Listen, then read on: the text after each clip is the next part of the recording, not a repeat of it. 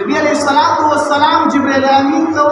وی زما د مرګ نه بعد چې کله نبی علیہ الصلوۃ والسلام وفات کیږي وی زما د مرګ نه بعد په دنیا ته څو پیری راځي یا رسول الله دو پیری څو پیری په دنیا ته راځم دو پیری یو پیر چې راشم برکت په چوت سمجھ برکت هغه د پیسو په برکت په سب په برکت اوس په برکت او بیا چې دوباره راشم کنه بیا قرآن چوت کوما نن ما سوتن بدا قرآن به تراواله په دې کتاب د الله خبرې به موجود وي چې کله د مثال سحر راشي کنه قرآن دراواله د سپینې پاڼې نن د سره ټیم شي نن تاسو سره وخت شي چې د قرآن تلاوت وکړو قرآن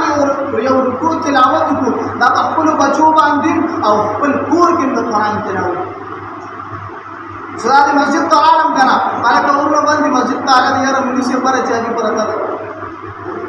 دومره مسر ټیم نشي چې موږ مثال یاره دلسی وجیب مولانا شیخ رازی په باندې دولت بجراشه جمعات کې لګ جارو وها د وخت راشي او دوه رکعات نه پړو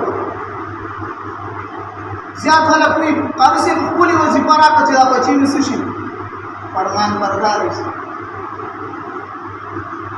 دا پر یوازې په وظیفو باندې نه کېږي